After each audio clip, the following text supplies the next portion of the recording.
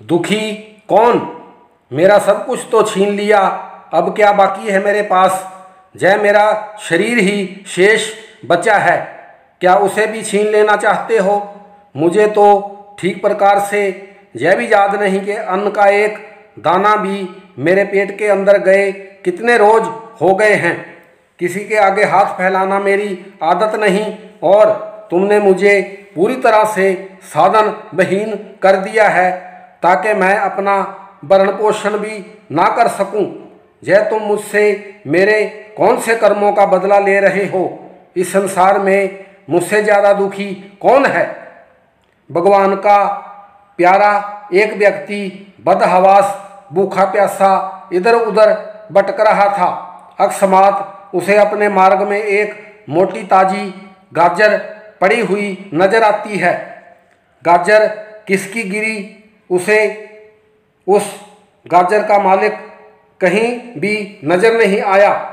फिर वह व्यक्ति इसे ईश्वर का उपहार समझकर, ईश्वर के द्वारा उसकी भूख मिटाने का साधन समझकर उस गाजर को उठा लेता है, परंतु उसके मन में अचानक से ईश्वर के प्रति शिकायत उभर आती है। निकला तो फिर भी कठोर दिल ही, खाने को तूने दिया भी तो क्या दिया? यह एक गाजर जिसे खा लेने के उपरांत मेरी भूख तो मिटेगी नहीं, पेट में दर्द अवश्य हो जाएगा।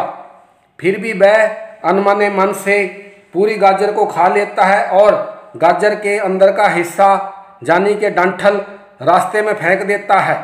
तभी अचानक फटे पुराने कपड़े पहने एक राहगीर आता है और उस गाजर के डंठल को उठाकर खा जाता है और अपने दोनों हाथ ऊपर उठाकर कहता है, हे प्रभु, तेरा कोटि कोटि धन्यवाद है जो तूने मुझ जैसे कर्महीन के लिए भोजन का प्रबंध किया।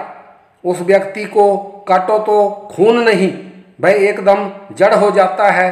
तभी अचानक उसमें एक नई शक्ति का संचार होता है।